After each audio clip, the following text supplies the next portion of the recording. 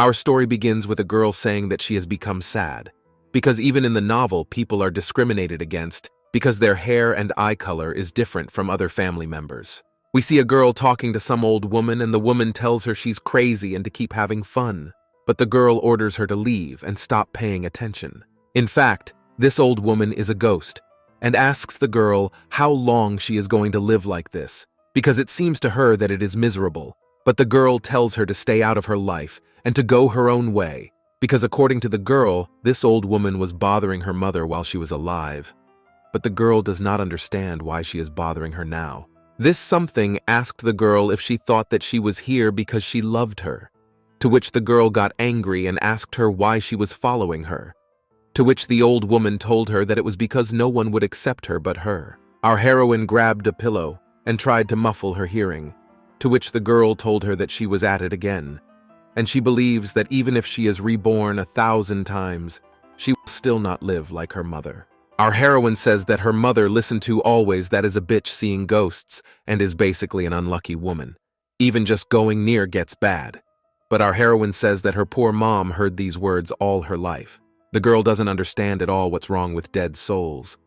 She says that even her father threatened to shoot her down because of those damn eyes, and after her mom passed away, her father abandoned the girl. The ghost asks the girl if she's going to live in reclusiveness, to which the girl tells her she's sick of romance and that the ghost annoys her too, and asks her to disappear. The old lady asks her why she's angry or doesn't like being different, to which the girl doesn't answer. But Ghost continues to grind her further and ask why she's against all this, because according to her, she's the chosen one. The girl got angry and threw the pillow. While saying that she never wanted to be chosen, she tells the demigod that when she thinks of her mother who suffered so much, she wants this something to go straight to hell. The ghost tells the girl that however she needs to accept this, but the girl says she'd rather die than live like this. But it's something she doesn't know. Should she give the girl back her desire to live again? This ghost tells the girl that she should know why her mom made such a choice. But apparently the girl doesn't want to listen to this old lady at all. But she keeps saying that the girl should also realize her worth. The girl looked at her phone, and apparently she realized that something was wrong, and immediately started yelling at the old woman, asking her what she had done again, to which the old woman tried to convince her that the girl should do as she wanted. Our story moves to some palace, and a girl asks someone what he's staring at while saying she feels disgusting. And right after that, we see one young man telling the girl she's a loser, and that they meet her every time at the opening of the ball. He asks the girl if it's because she wants to have fun too, and at that, he kicked the girl and ordered the maids to take her to her room. The girl couldn't understand why he had just kicked her. The boy looked at the maid standing next to the girl and told her that if possible, they might not let the girl leave the room, and at the same time added that it would be better if they tied her up. The maid said to the girl, "Mistress, ask her why she left the room again, because now the young master will punish her too." But at that moment, the girl noticed that she had purple hair, and then she realized that the bloody old woman had done something wrong again. The maid walked forward, while the girl silently followed her. But the maid could not understand why the girl was very obedient today. They reached the girl's room, and the maid told her not to leave the room, and left, slamming the door behind her. At this time, the same old woman appears behind the girl and asks her if she had a good trip, to which the girl reacted very violently, asking her what she had done and why she was having this dream. The old woman called the girl a fool and told her that this is not a dream, and apparently the girl was shocked by this news. But this ghost says that all this is happening to her because she has no idea, and told the girl to try to save this girl, who looks so much like her and whom the old woman cannot stand.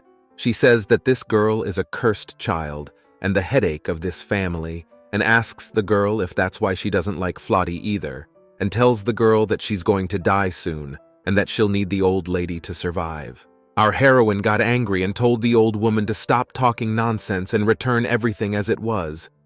The old woman told our heroine that if she did not need her, she would go look around, but the girl asked her where she was going. Our heroine saw something edible on the table and said she had to live, and started eating, and thought she didn't want to end her life in the world she was strangely trapped in. She tried to make herself remember the novel she finished reading, and now we find out that our heroine's name is Kim Ji-soo. Our heroine tells us that the princess of the Olin Empire, Flotty Bavinia, is a girl who has been condemned all her life for being a cursed child, after which her sanity has become unhinged. Kim Ji-soo says that Flotty woke up one day and found that the people of the duchy had disappeared. And then Flotty was killed by the Archduke, who broke into the mansion because of the crime the Duke had committed. After all, Float is a minor character whose goal was to make a strong impression on the Archduke at the beginning of the novel. And here the girl can't figure out how to survive in such a situation, and she feels that this venture is hopeless. Our heroine says that Flotty told the tyrant Archduke that she doesn't know where the Duke is now, but apparently he cut off his head and the girl thinks it was strong. But in any case, this is her reality now. The girl began to wonder when Erzerzog would appear, and she thinks she should get ready to run. But she says she should do some reconnaissance first, while the maid is watching the girl. Suddenly the girl hears some voices saying that the situation is not easy, and you need to get out first. And one of them asks the other what the prince said, and suddenly the girl began to suspect that it is the Duke and Duchess. They keep talking amongst themselves, and someone says that the prince said it would be good to be prepared, to which one of them asks the other how he's handling it all. But the other suggests they keep their voices down. Here we realize that indeed a man and a woman are talking to each other, and the Duke says that it would be a bad period if there were not this Archduke Noctis. The woman tells him that she has said before that they should target the Archduke first, not the Crown Prince. To which the man asks her what kind of woman, how can she know? But the woman told him to stop making noise and get ready. Hearing this conversation, the girl thought it was the end. She says that she knew that the Crown Prince was weak and the Archduke was Devon Noctis. And she realizes that according to the content of the conversation, the Archduke will soon come to the duchy. The girl seems to have come up with some plan. She thought that tomorrow she would have to find a maid's dress and prepare to escape. Apparently, the girl wants to pretend to be a maid and escape unnoticed. Morning came, and the girl woke up to some shouting, and leaving the room, the girl asked, "What happened?" But suddenly some men approached her and told the others that Princess Bavinia was here and ordered them to seize her. The girl didn't know what was going on, when suddenly a man put a sword to the girl and, calling her Princess Bavinia, told her it was better for her to sit quietly and not try to escape. These men bound the girl and kneeled her before the Archduke. One man told the Lord that the Princess Bavinia had been caught, to which His Majesty reacted and asked her where the Duke of Bavinia was. Our heroine, with tears in her eyes, told him that she does not know where they are, but thought that if she does not answer, he will kill her. But the girl really does not know where they are, because she could not even imagine that they are so quickly escape. The girl thinks that the Duke and Duchess didn't go to sleep, but were preparing to escape. She thought they were damn bastards for leaving their daughter to die and running away, but then she thought that they didn't even consider her a daughter. The girl says that Flotte's parents always despised her just because of her hair color. Archduke Devon got angry and asked the girl again where the Duke and Duchess were, and at the same time he put the balls on the girl's head. And at that moment, the girl thought she couldn't think her way out of this shitty situation. The girl, shouting, told him that she really knew nothing, for since she was despised, she had not even been told a word, for she said she was only a decoy. But these words the man did not seem to understand. The girl thought she should not tremble, for she was different from the begging Flotty, and yet told the Archduke that by wasting time on her, he had allowed the Duke to escape, and in doing so, he had contributed to the Duke's plan. At that moment, the Archduke said that if the girl said it was too late, then he ordered the girl to be killed immediately. But the girl did not understand why, and told him that she was really not guilty, because as she said, she knew nothing about the escape. The lad turned a little to look into the girl's eyes, and said that he had never said that the Duke was guilty, and again ordered his men to kill her, for he said it was no good to let a traitor live. At this moment, the girl thought that this is a betrayal, because what the Duke did is called betrayal. But she cannot die just like that, and then she decides to tell the Archduke that all her life she was ignored in the duchy. The girl says that she was despised because she was born with excellent hair and eye color, so she doesn't understand why she should die because of that. and she looked straight into the eyes of the Archduke. The guy looked at the girl and asked her why he should let her live, but the girl was a little confused and told him that she would help him with everything.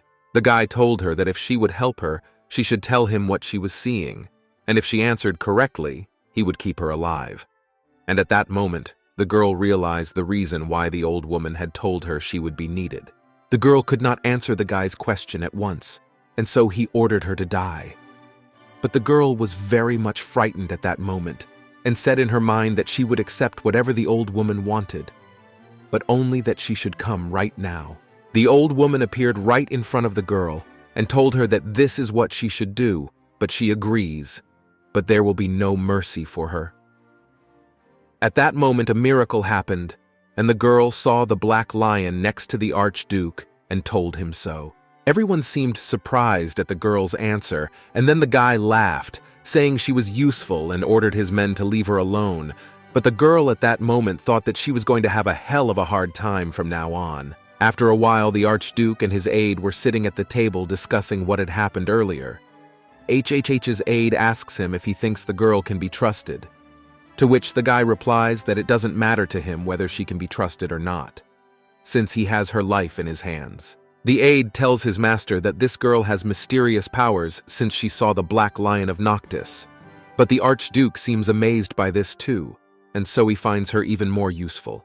The aide says he is worried, as he believes that futility and worry can escalate into great unhappiness, but the Lord tells him to focus on finding Duke Bavinius. The girl listens as the Archduke says that Prince Omen will definitely take care of Duke Bavinius, or else it's not the boy, it's the Empress, and he thinks things will get more complicated if she decides to follow through. Because as he says, this woman has a firm grip on the Imperial Palace, but still he thinks it's okay, because they have advantages. His assistant was surprised at these words, and asked the gentleman if he was talking about that famous girl who was the disgrace of Bavinia, but the gentleman said that from now on she was not Bavinia, but Flotty Noctis. The girl had finished eating, and there was a mountain of dishes near her. The girl, smiling, thought that for the first time in her life, she felt that she would die of satiety. But then, an old woman appeared, and told her that she had not brought her here to feed her something tasty. The girl saw the old lady and wondered what she could do with this murderous old lady, and told her to do everything in moderation, for it was funny to her that they had crammed it into such a novel, and to ask the old lady if she knew that just now she had almost said goodbye to her life. The old woman gave the girl an angry look, and told her that she would see if she would talk peace when she needed the power, but the girl told her that nothing would happen if she didn't. At this point, the old woman thought about it, and asked the girl if she still didn't understand why she sent the girl here, to which the girl asked her back why she didn't send her to a good family if she was going to do that. Our heroine tells the old lady to watch, because no matter how it is, she will not leave her alone. And suddenly from behind the girl appears a gentleman who tells the girl that if she is bored, she can join him. The girl started stuttering, but the guy asked her if there was someone else here. But the girl thought there was indeed an old lady here, but didn't tell him about it.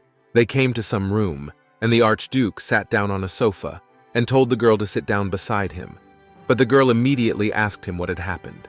The guy tells the girl that she said earlier that she knows nothing about the Duke of Bavinia, and it turns out that he helped the prince with the plot, to which the girl says that it turns out that it is the family of the Duke of Bavinia helped the Empress Dowager and the prince. The guy was surprised that the girl understood right away, and told her that she seemed to grasp everything on the fly, and he wouldn't drag it out, and immediately told the girl that they were to be married.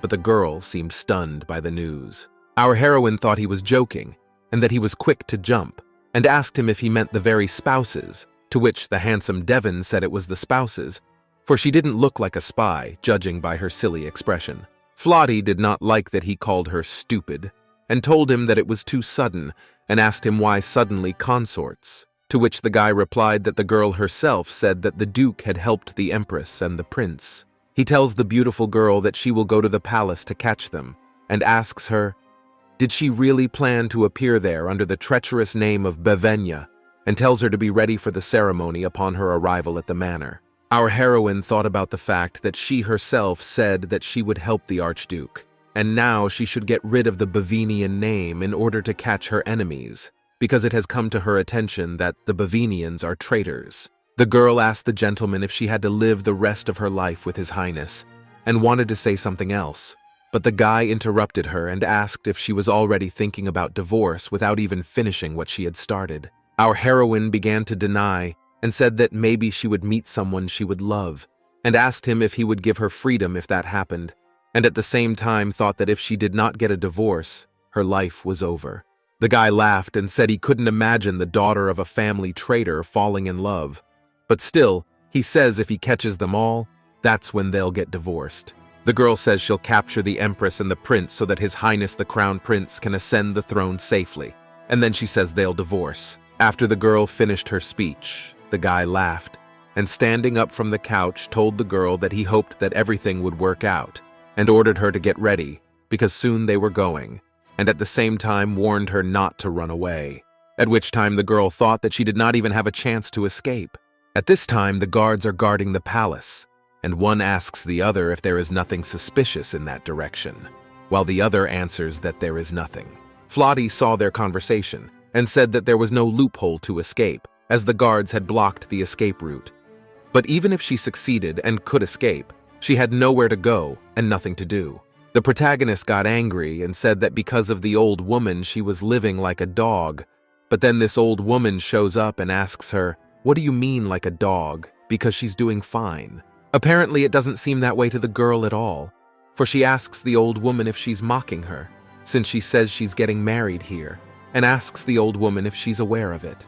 The old lady asks the girl what she doesn't like, for in her opinion she looks happy. But Flotty says that apparently all the luck in the world has frozen to death, and asks the old lady what she means by saying she looks happy. The old lady doesn't like the girl's words, and she says that the girl should be grateful to her, because this guy is very handsome. But the girl yelled at the old lady and asked her why she didn't take him for herself if he seemed so handsome. The old lady is like mocking the girl and asks her if she likes his face, but the girl can't stand it anymore and tells the old lady that she is done with him. But then there is a knock on the door and she is told that if she is done she can come out, but the girl says she will be out in a second. Already everyone has gone outside to start the journey, and at this point the girl thought she had another freaking hostage day started. And at this point the guy pulls the girl out of her thoughts by asking her if his wife got any sleep. The girl, at these words, reacted not very well, but the guy asked her why she was so surprised, to which the girl replied that for her this treatment is strange. But the guy told her to get used to it, because soon will be wedding ceremony. It seems that our heroine wanted to say something, but the guy interrupted her and asked her if the imperial palace would also address him Your Highness, because according to him, so she will be captured before she fools the Empress. The girl said confidently that she would try to make it all right, and it wasn't happening, but still she thought she had a talent for being unlucky from the morning, for by all appearances, her mood had soured. His Majesty informs everyone that from now on, they will ride without stopping Yes Manor, but the girl couldn't understand. How can it be without stopping, and asked him how long they have to ride. The assistant of the Archduke told the girl that usually the road takes 2 days, but they will choose a shortcut, and if they run continuously, they will get there in 24 hours. But still the girl could not understand how it can be continuous. But the assistant told her that it was continuous. The girl could not understand what kind of abuse this was, and thought that man from ancient times needed to sleep and eat to regain strength. And suddenly the gentleman behind the girl asked her what she was doing, and told her not to run away. The girl told him that she would not run away. Then the mystical spirit appears again, and tells the girl that since she is beautiful, she did not want to say me before, but now she will say, as she is lucky that her husband will be such a man. The old woman tells the girl not to take the shortcut, because if they don't take that road, they will all die. But the girl is scared, and at the same time surprised by it.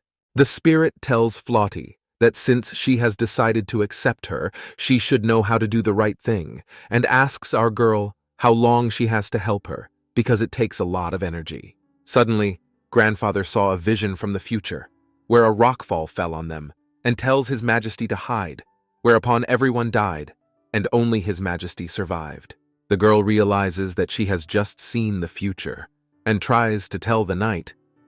She tells him that they can't go on the road now because they could all die. But the girl only heard her to get out of the way and asked her what she was carrying. He pushed the girl away and she fell to the ground and told her that if she was going to go crazy, let her do it nicely.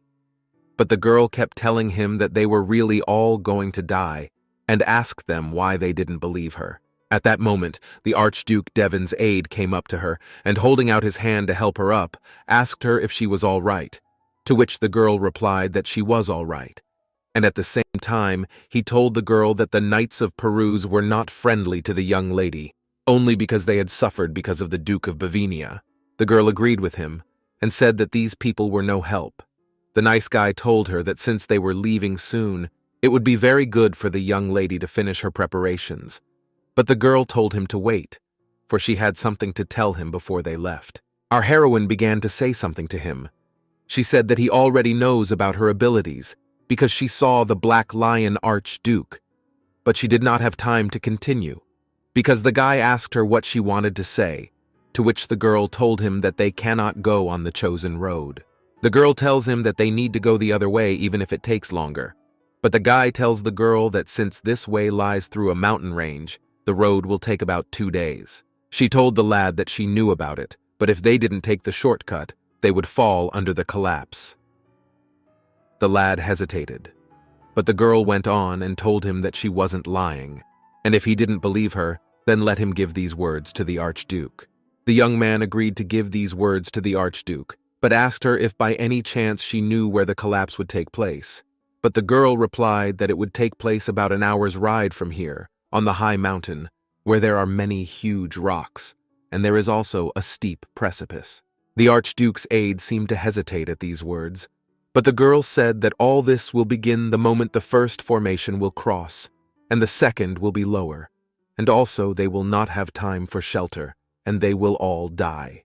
The girl with frightened eyes says that only one person will survive, and that is the Archduke. After these words, the young man asked the girl to wait at this very spot, and apparently he went after the Archduke. The assistant, together with the Duke's heart, was already approaching the girl, and the girl seemed to be waiting for him a lot. And as soon as he reached the girl, he asked her to clarify, and asked her if she was sure of what she was saying, to which the girl replied that she really saw it. It seems that these words upset the Lord greatly, but his aide told him that they should arrive at the manor within 2 days, and if there was a problem with the food supply, it would be difficult for them to resist the imperial knights, to which the Lord replied that he was aware of all this. It seems that these words surprised our heroine, because she asked them who was after them, but the Archduke asked her if she thought that the Empress would just let her live, and at the same time says that he thought that she grasped everything on the fly, but according to him the girl is absolute zero. The girl didn't like these words, and suddenly the guy tells her that this must be reliable information. But the girl seems a bit confused. Then the guy went on to tell her that he believed her because she saw the Black Lion, but he doubts her loyalty because he thinks that maybe she joined the Empress and decided to deceive him. Devon tells Flottie to stop before she dies, because according to him it's his last warning, but then the girl realizes that as she expected, he doesn't fully trust her, and she thinks that even if the risk is very high, she still has to be more determined to survive. The girl, with despair in her eyes, asks him if he didn't find her useful, and why he still can't believe the card in his hands, and asks him to come to his senses, because if he doesn't listen to her now, he'll regret it later. The guy looks directly at her and tells her not to worry, because he already regrets that he left the Duke alive. But hearing these words, the girl told him to do as he wants, because she no longer wants to regret the body dead in the Duke's mansion, and especially that in any case the Archduke will survive.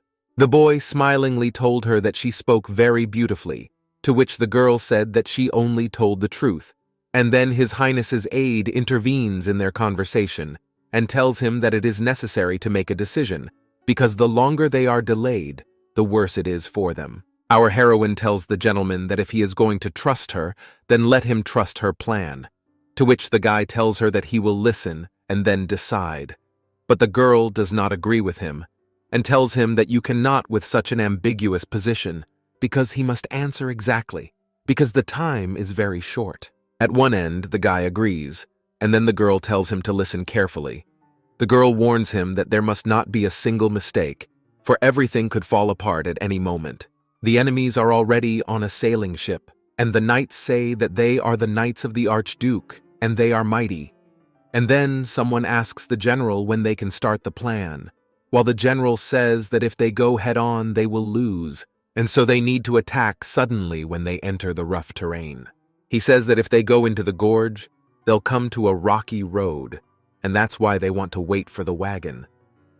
The princess is supposedly riding on, and everyone agrees with the general. The empress tells her servants to kill all the servants except the duke and duchess and their child, and she also tells them to kill Flotti Bavinia, for the escape of the duke and duchess has succeeded, and only the helpless princess remains. The aide tells the general that the knights of Peruse have abruptly begun to climb the left mountain ridge, and he doesn't like it at all. But he doesn't understand why they are trying to find a place to camp, despite the fact that they have recently set out.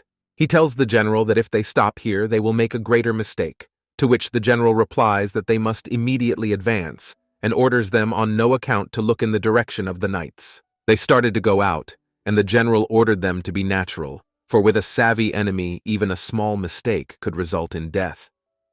But the aide could not understand why they were doing this now, for it was still a long way from sunset. Suddenly, there was a rock slide, and the general's subject told him that he had to take cover and had no time to finish his sentence because he had already been pelted with stones, and the general also got well. He says that according to the empress's orders, he was only supposed to pursue the Persian knights, but there was a collapse, and he thought that the Persian knights had set them up. But he had no sooner finished his sentence than the Archduke appeared before him and congratulated him for surviving. He uttered the name of the Archduke Noctis, as the latter told him that he must know him well, and that he did not look wounded. But the general asked him if they knew that there would be a collapse, and in his mind he thought that he was not God, for he only had imperial blood running through his veins, and therefore he could not see into the future. At that moment, Noctis's aide told His Highness that they were those sent by the Empress, and that they were disguised as merchants, but they all had swords. But the general immediately denied it. He was about to say something, but the master interrupted him and said that they were only doing the mistress's bidding. And then the Archduke told him that he would spare his life, as he had something to do before the Empress, the Archduke, telling him that the lion would soon find her, and that he was a lowlife who dared so brazenly pursue him. And apparently it's all over. Flotti asked Devon if it was him, to which the Archduke replied that it was the Empress's man aiming at him. But the general looked at our heroine and said that this girl was the disgrace of Bavinia. At that moment, the Archduke, addressing the girl princess, told her that it was dangerous here and advised her to return. But the girl said that in any case they were all dead. Our heroine asked Noctis if he was going to send this man alive, to which the Lord answered her that indeed he would, because he had something to give to the Empress. And looking at him, the Archduke asked him why he stood, for he must hurry and give it to the Empress. The girl happily asked the guy if now he had a little more confidence in her. But the guy didn't answer that question, and the girl asked him if he would refrain from answering. But suddenly the guy thanked the girl, but she started to scoff, saying that she didn't hear. The guy thanked the girl again for the day, and told the girl that the search was over, and now they could go back. But at this point, the girl just smiled and thought that the guy was embarrassed and that he was cuter than she had thought before. Suddenly appears again that old woman, and was surprised that the two of them got close. But the girl pretended not to understand what she was talking about and asked her where she was. But the old woman told our heroine that she herself told her to leave. Our heroine asked the old woman why she didn't tell her that the Empress was persecuting them, to which she replied that the girl should have realized it herself, and at the same time asked her why she kept making a fuss over her, and called her rude, because if she helps the girl, it's bad, and if she doesn't help her, it's bad too. At this moment, our heroine told the old woman that she was too noisy, and sent her away, but Mr. Noctis was watching, and he did not understand who the girl was talking to. Another day came, and finally our heroes reached the location. The girl looked and admired the beautiful palace. For her all this seemed unreal, because it seems to her that it can be only in fairy tales, and she lives in this fairy tale. And then the gentleman tells the girl not to stand on the pillar, but to follow him. And then the girl realized that after all, he does not know how to speak politely, and at the same time the maids were bowing to them. He brought the girl into one room, and told her that she would live in that room, and what she must have realized by seeing the harassment of people, that it would be better to get rid of the surname of Bavinia. Devon tells our heroine that it will be good as soon as possible to play the wedding, and that he thinks that it is not worth inviting distinguished guests, only will exchange simple documents, and then the girl says that in any case, this marriage of convenience, but in his head thought that it is a pity that not for love. He tells the girl that for some reason he thinks she's overconfident, but the girl says that's what she has to do, and it doesn't matter if she dies or lives because according to her it's better if it starts sooner. After their conversation, the guy was silent for a while, and then told the girl that he was going to rest, and turned away from the girl with a stony face, but she stood and smiled sweetly and wished him luck. The girl laid down on the bed and sighed heavily, while saying what a morass this was, and began to wonder if she had any regrets about reality. A girl thinks about her past life, and she asks her mother why she looks, and someone tells the girl that she's a bad luck girl, and all. Just because she looks a lot like her mother and tells her to confirm it, and asks someone to tell her that she's going to die. She says that in order for her father to survive, her mother became a shaman. The old lady appears again and tells the girl to put useless thoughts out of her head, but the girl says she is very surprised and asks her why she is making noise again. The old woman told the girl that she was afraid that her thoughts about her father would bring bad luck, and that's why she showed up. At the same time, she said it was crazy to believe that thinking about a man who resorted to violence every day would bring something good. And suddenly the girl told the old woman that she was not thinking about it, and that she had enough of this talk because in any case he was the one who escaped.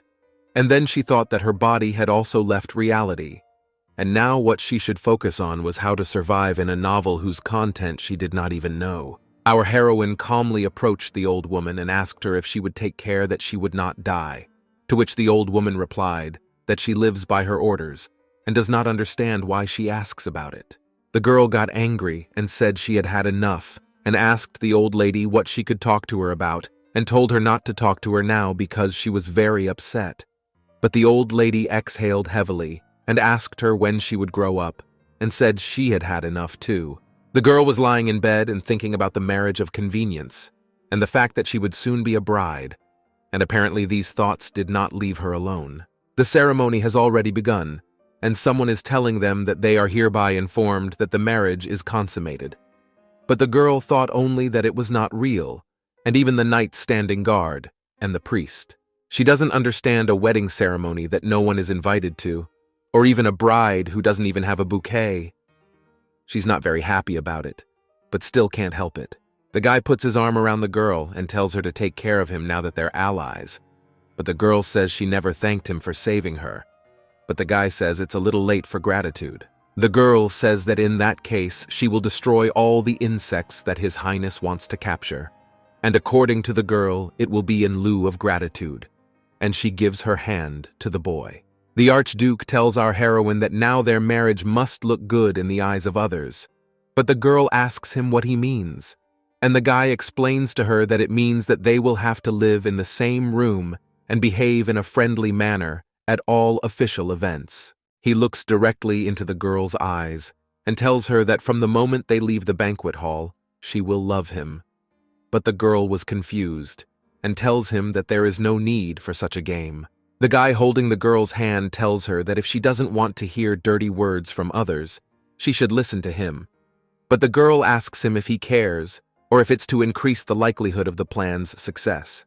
Devon tells Flottie to think about what she's closer to, but the girl asks His Majesty if he's going to pretend to love her too, to which the guy replies that she's going to pretend to love him too. The girl has a sadness in her eyes and says she'll do whatever it takes to survive, but apparently they're starting to like each other, you can tell. The girl was looking out the window and seemed to think that he had never said anything like that and didn't know what to do. But at the same time, the guy told her not to stand there and go to him. The girl became embarrassed and turned to him, while he stood with a bottle of wine and asked her if they would have a drink, and at this time both were dressed in robes. After the guy offered the girl a drink, she thought unreal they were really going to have their first night out, and yet she was cheerful and smiling sweetly. The girl asked him if they would sleep together tonight, to which the guy asked her if she wanted to, but the girl said she asked because they had to share a bedroom. But the guy told the girl he had no interest in hostages. It seems that these words made the girl angry, but she said thank God he didn't have a crush. But the guy told the girl it was because he wasn't hungry for women. At this point, our heroine thought that a beautifully decorated bed is useless, since the newlyweds are not even going to spend the first wedding night. And it seems that the girl was a little disappointed. Flottie calmly told Devon that she was tired anyway, and was going to go to bed. But then that old lady comes along and calls the girl a bore, and asks her why she suddenly decided to go to bed. But the girl started screaming out of surprise. The main character was scared and asked the girl what happened, to which the girl just smiled sweetly and apologized, saying that it seems that she saw a bug. But the guy did not really believe the words of the girl, because he asked her where the bug could appear here. But the girl immediately began to shrug it off and said that there was no beetle here, and she just imagined it. But at that time, the old woman called her a fool and asked her why she was yelling because the atmosphere was very good. Our heroine replied to the old lady that even the topic of conversation was not romantic, to say nothing of the atmosphere, and told her to get out of the room at once, and the old lady immediately agreed. The girl was just sitting on the bed and asked if she left, while the guy was sitting behind her back and said that she didn't seem to want to sleep alone. And the girl at that moment realized that she had said it out loud, and the guy had heard. He tried to lie down next to her, but being on top of her, he asked her if she would be happy if they slept together, to which the girl wanted to say something, but she blushed and couldn't say a word. At this moment, the girl did not know what she should do. She struggled with herself to push him away or to leave by herself, but at the same time, it was as if she wanted to lie with him, as suddenly the old woman told the girl to hide. Suddenly, the guy leaned a little over the girl, and she hugged him involuntarily, and at the same time the girl smiled. But suddenly, it turned out that from nowhere came an arrow. At this moment, our heroine asked the guy what suddenly happened. She at this moment thought that just now it was an arrow almost pierced her head, and it seems the girl was very confused. The main character's aide entered the room and asked His Highness if everything was all right, to which the guy said only to grab the one who did it, and the Noctis aide immediately accepted the order. Devon looked worriedly at the girl and calling her princess asked if she was okay, but the girl seemed to start crying, and the guy tried to wipe her tears and told her to calm down and then answer. He sweetly asked the girl if she had accidentally hurt herself, but the girl said she hadn't, and she was fine, but asked His Highness if he was okay, to which the guy told her it wasn't the time to worry about him. Flottie asked the Archduke if this was the work of the Empress, but then thought that if you thought hard enough, the Empress would order the Duke of Bohemia to personally kill the girl. Our heroine says it's only been 1 day since she arrived at the manor, married and became Flottie Noctis, and asks herself how careless the Empress is of her for doing so. The girl thought it must be annoying for the Empress to be constantly surviving, and told His Highness that it would be better for them if he moved his residence to the capital as soon as possible, in which case she would do her best to survive. The guy put Flottie down and told her to rest in this room, because he knows she's worried about him. But he has to go somewhere. Flottie tells the young man that nothing is going to happen, and he shouldn't worry and let him come back soon, to which the guy tells her that he'll be back soon. At that moment, the girl gets up in bed and calls the old woman, because they have a conversation. The old woman appears, and the girl asks her why she has not seen the future, to which the old woman answers the girl that by concentrating she will foresee the future. But without making any effort it will not happen, and asks her what she hopes for. The girl tells the old lady that she can't live worrying about it for days on end, and says she called her to tell her about other ways, not to listen to her nagging. The old lady says it's a shame, because her mom understood even if she spoke to her rudely. But the girl asks the old lady what does her mom have to do with it, and insinuate the old lady ask her is also to blame. The girl says that a decent person would send someone else to a place like this, should be held accountable. And she says she just wanted to live alone, away from people. And then die quietly. The old woman tells the girl that from the moment she received her, they are one and the same, and if her trust is weak, accordingly her energy is too. But the girl asks her what she is talking about, and asks her not to dodge, but to talk business. Apparently, the old lady is already angry and tells the girl that she should trust her, while asking her what she doesn't understand. But the girl covered her ears and asked the old lady, "Why is she yelling so loudly? Or does she want the girl to die?" This spirit tells the girl that she's annoyed by the girl's manner of speech, but the girl tells her that if she isn't, she wouldn't send her to places like this, and says it's okay, and she'll take care of it. The old lady tells the girl to catch them, because her husband is not simple, but the girl tells the old lady that she assumed that. And at that moment, the girl thinks that it is probably because of not calling to visit so noisy, and asks, where can her husband be? Our heroine is very concerned about her fiancé and says she will definitely capture the rat bastard who tried to put an arrow in her head. Apparently, the girl was very disappointed. At that moment, the Archduke and his aides were trying to catch the bastard who tried to kill the princess, and at the moment when the murderer felt that it was already a failure and he would not be able to escape, he managed to escape. The Archduke was very disappointed at this, and told his subjects that he could not go far, and ordered them to seize the impudent man. But at that moment, the fellow who had grabbed the wall said they were all fools. At this time, the guy had already started climbing up the wall to the princess's room. But then the girl felt that something is coming right now to her, and looking out the window thought that, could it be a killer? But the girl didn't want to give up so easily, and grabbed a sword, thinking she could handle it. But it turns out not to be the case, because the assassin also had a weapon. At that moment, the girl thought that the one who was going to kill her was right in front of her, and asked him if he was sent by the Empress, to which he replied that for a man who was about to die, she was too curious. Our heroine shouted at him and told him not to evade the question and to answer immediately, but he only said that if he went down her throat, his mistress would be very glad of it.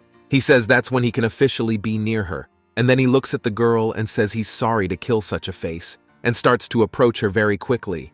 The girl at this point began to regret very much that she could not foresee the future, but she realized that she could not fight, and began to finish him off with words, asking him if he thought his mistress would let him live after this. Princess, tell him that he is being treated like a hunting dog, and ask him if he realizes it himself.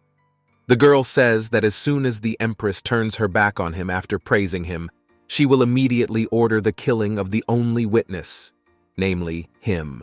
The assassin laughed, and the girl asked him if he thought she was lying. But the guy approaches the girl and tells her that as death approaches, she talks nonsense, and he also says that the Empress will reward him for it. The masked man says that he will be promoted to Imperial Guard, and he will not remain an assassin, but then the girl laughed and told him that dreaming is not harmful, and that his goals are good, but he is a fool to think so. The guy told the girl to shut up, because he's better than her, a disgrace to the family. But the girl said it's true, because he doesn't know the faces of his parents and grew up in poverty, once noticed by the Empress, and he was able to rise to this position. And the girl says it's impressive, but all these words are said with irony. Apparently the guy was a little affected by these words, and he asked what she was talking about. But the girl at that moment thought that she had to concentrate, because to catch the enemy, she needed to understand him first. After these thoughts, the girl saw the guy's past, where he as a little boy asks the killer if he can disappear right now, while calling him a dirty killer, and says it's very mean. He orders the killer not to hurt his little sister, and at the same moment the boy gets stabbed, and he thinks he's a goddamn bastard, and tells the killer he told them not to hurt them. Apparently after a while the guy did kill that killer and tell him that he said he would kill him, and that he too had lived such a miserable life. And then the girl asks him if his sister knows that he kills people. The guy was shocked by these words and asked the girl what she was talking about. But the girl asked him if he thought he was a good brother, killing other people to save his sister. The guy remained in a stupor and asked our heroine, how did she know about it? And came very close to the girl, and again asked her, how did she know? And at the same time put the knife on the girl's neck. But the girl told him to be careful, because all the sins he had committed would go back to his sister.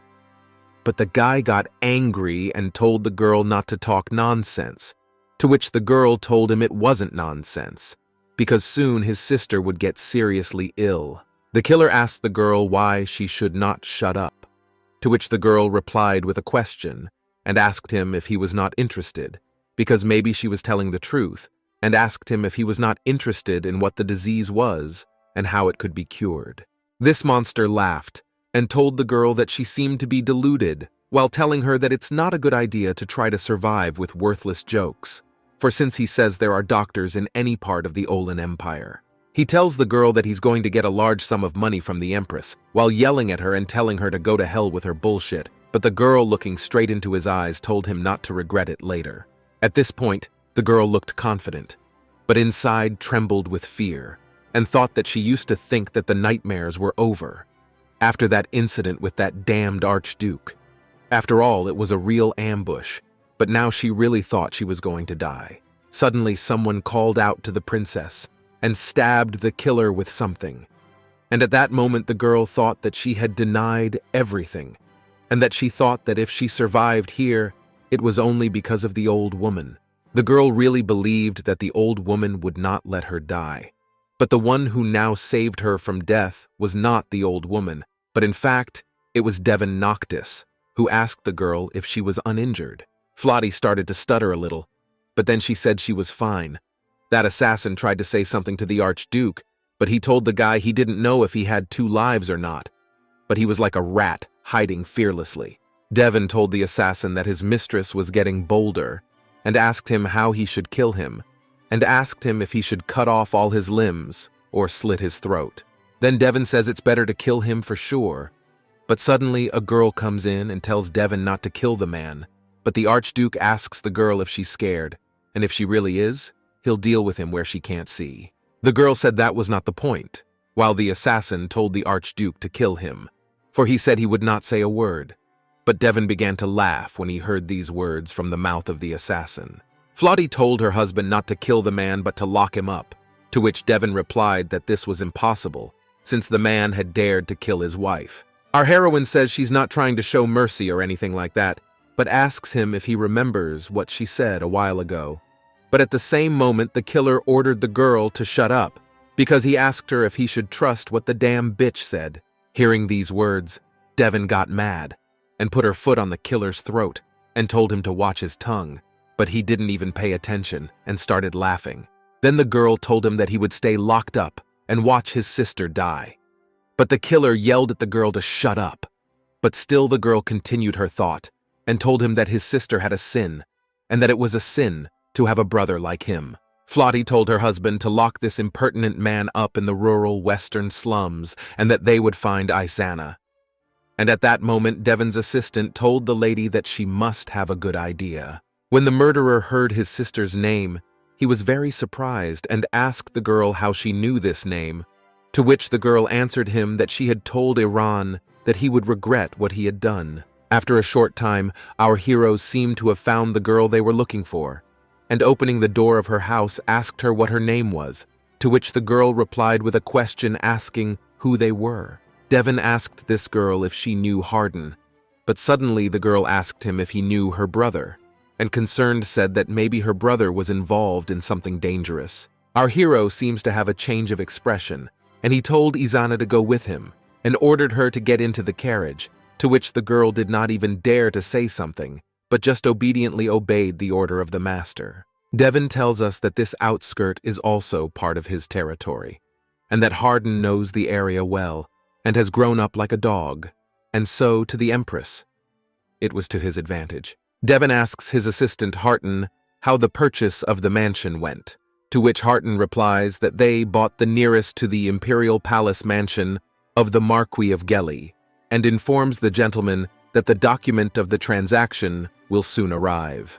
The Archduke Devon told Harton that he should be ready to move as soon as this was all over, and in the meantime thought he would catch the vile Empress hiding behind his back and daring to taunt. Our heroes brought Izana to meet her brother in the dungeon, and the girl saw her brother and started to cry, but the guy looked at her and asked her why she was so thin. Izana asks her brother what happened to him and why he's in this together, but Flottie bursts into their conversation and tells them the reunion is over. The guy looked at Flottie obliquely and asked her how they found Izana, to which the girl told him it was none of his business. After all, he wouldn't believe her if she told him. Flotty looked at him and, smiling, told him that she was a cursed child. Apparently, the girl has not forgotten the moment when the guy said those words to her, and then she tries to take revenge on the guy. Hardin, sitting on his knees, began to beg Flotty to give him the right to only one request. For according to him, his sister was not guilty of anything, and with tears in his eyes said that they should kill only him. While Izana was looking at Flotty, the mistress said that she didn't say what she would do to his sister, and then the boy wanted to say something to our heroine while calling her Bavania.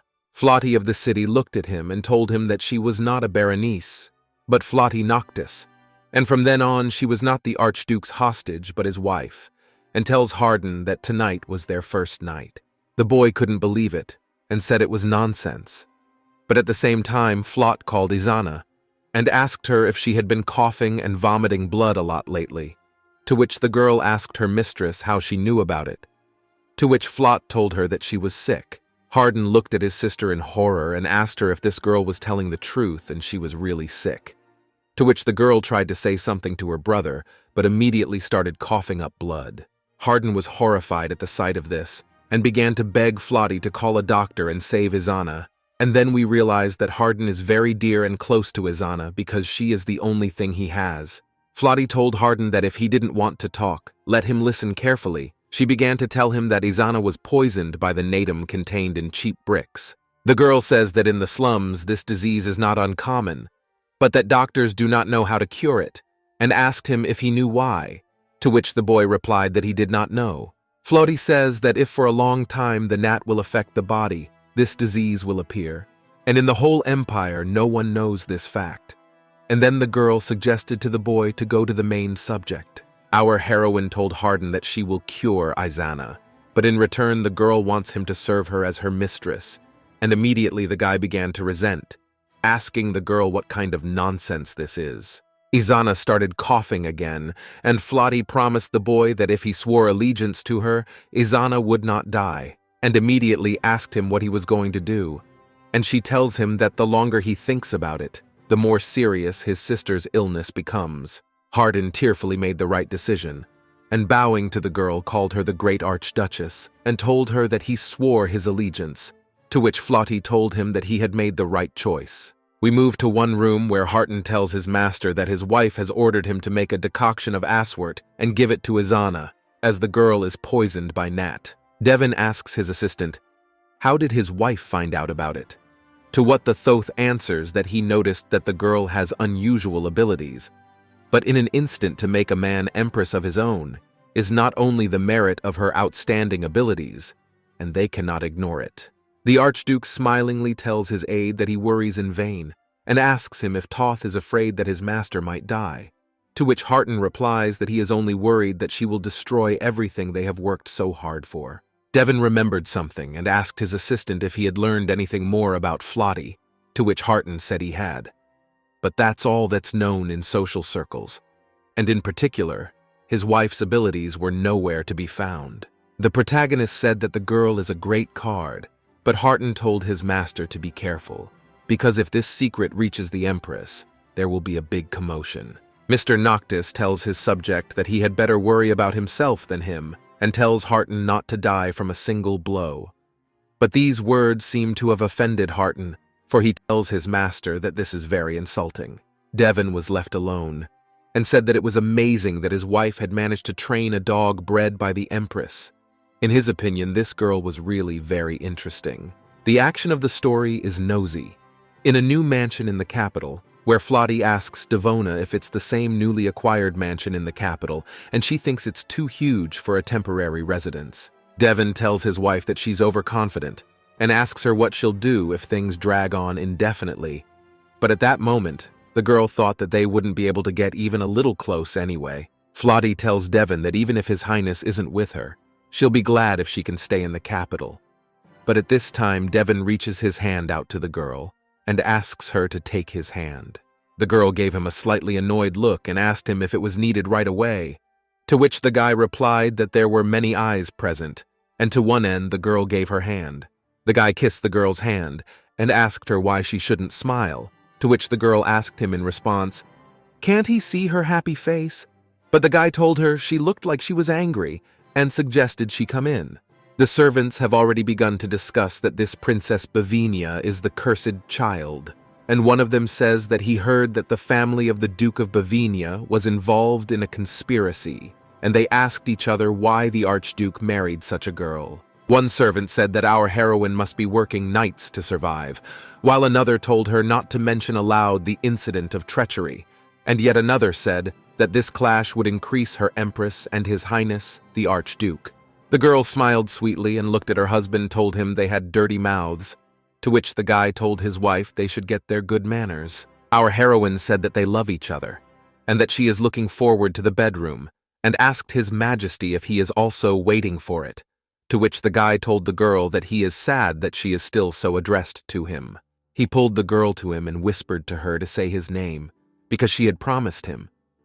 And then the girl got these words, and she immediately began to play her part, saying that she was still very embarrassed.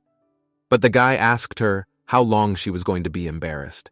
Our heroes entered the room and told the servants that now they can leave, to which they wished them a pleasant rest.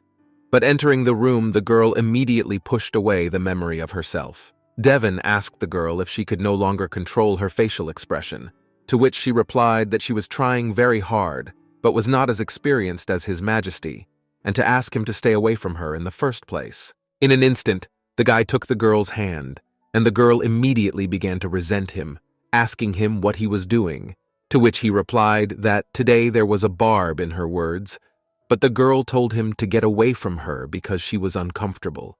Devon tells Flottie that he's helping her, so she needs to gain experience, but at the same moment, the girl couldn't understand what he was helping her with, but she was smiling, but still very angry. The guy took off his jacket and put it on the chair while telling the girl that she had sent Hardin to the Empress, to which the girl asked him if he knew about it. But the guy asked her in reply why she acted without consulting him first. Flottie asked her husband if she had to report such minor things, to which the guy told her that it was better, because they had a strictly contractual relationship. The girl explained to the guy that she wanted to make sure that Hardin would obey her for more than just the sake of the Isna. But Devon said that the Empress would never let him live. Here we see the girl explaining to the guy how he should behave in the palace. She tells Hardin that after he opens the door, he'll immediately veer to the right because the knights will target his heart. And then the girl advised him to use his skills to get out, and she tells her husband that's exactly what she told Hardin to do. And it seems that Devon was surprised at her thinking. Mr. Noctis approached the girl and told her that he wanted to ask her something. Then he asked her why the Duke didn't know about her abilities. After all, he is her father. The girl's eyes became sad. But she began to tell her husband that she was the daughter who had always been despised. And then the girl thought that Flottie was really like the real her. But yet she had received a mother's love in real life, and Flottie had not. Devon took his jacket and said that it was very interesting, but he would go to the study to rest a little. But the girl tried to stop him, because apparently she wanted to say something else to him, but she did not have time because he had already left. Immediately after being left alone, the girl started calling the old woman, asking her if she was here, and telling her to hurry up and come out. And then the old woman comes out and asks the girl why she is there in the middle of the night. The girl was surprised and asked the old woman if ghosts also sleep, but the old woman told the girl that the farther away, the worse her manner of speech becomes. But the girl did not even pay attention to it, and asked the old woman if she also saw something strange. Flottie said to herself that of course she had seen, for she too was a ghost. But the old woman did not understand what the girl meant, and asked her what she had seen. But the girl asked her if she too had noticed that this mansion was full of evil spirits, at which time the old lady said it must be raining because her bones hurt. But the girl said the old lady really saw, and asked her if she pretended not to notice how the ghosts here were obsessed with eating people. The old woman couldn't understand why she should care about such insignificant things, and asked the girl about it, to which the girl replied that it concerns her too, and says that when she was in the territory of Peruse, everything was not like that, and she can't understand why the power doesn't work here. The old lady asked Flottie if she really doesn't work, and said that she doesn't do anything, but it seems that the girl didn't understand the old lady's words, and she said that she is annoyed by the creature that runs after her husband. Well, the girl asked the old lady if she meant the lion. The old lady couldn't understand why the creatures in the neighborhood were so fierce. She says the lion lunged to bite her, and then she hit him on the head, and then he looked at her again as if he was going to kill her, and she says she was very tired. Our heroine asked the old woman if she really met the lion and how she did it, to which the old woman asked the girl in response that prevents two identical gods to meet, and then the girl realized that the lion is the god of the Archduke, but then thought that her husband cannot see ghosts as well as she. Flotty asks the old woman if she has not learned anything else, something like weaknesses, but she told her that she has not seen anything else, after which the girl agreed, and said that she would find out about it later, but asked herself if she needed to get involved with these ghosts. The old lady asked our heroine if she knows what to do, to which the girl replied that she does not know, but must do something about it, because she does not want the later to become a nuisance. The girl heard someone screaming out of nowhere and quickly ran out of her room. The girl saw that one of the maids had fainted and asked one of the maids if she lived in the same room with her, to which she replied that she did, but that the girl had been ill all day. Flotty asked a maid if that girl was often like that. Well, the maid said it was not so, for she had a weak character, but she had never seen the girl so troubled as she was today. Flotty approached that girl, but one of the maids told the mistress that since it is not known what kind of disease it is, she should not go near the girl, because she will do everything herself. But our heroine replied that everything is fine, and she will deal it all, and they need to disperse to the rooms. The mistress ordered all that no one should leave the room till daybreak, and at once all listened to her and fled to their rooms, while the girl was left alone with the staid maid. She started kicking the girl with her foot, telling her to get up, and said that she would count to 3, and then he had to go out. And at the moment when the girl reached 2, a ghost came out to the girl. Our heroine asked him why he had gone, to which the girl did not get any answer, and again she asked him why he had gone, and why he did not answer, and suddenly she heard that he asked her for forgiveness. The girl says she knows he's sorry, but still asked him why he got all over her, to which he replied that the woman looked weak. But the girl asked him what he was going to do when he got all over her. The girl still did not get her answer, and told the ghost to answer quickly, and the ghost said that he also wanted to become a man. Then the girl said that this time she forgives him and will let him go, but next time there will be no mercy. The girl stood and watched the servants come to their senses, and suddenly Hardin appeared out of nowhere, and she was glad that he had returned, but Harder said it was all thanks to Mrs. Flotty. The boy says that as his mistress said, the Empress was going to kill him, but the girl said that it was enough that he did not die, and that is his gratitude. But the boy asked her how she found out about it, to which the girl told him that he did not need to know.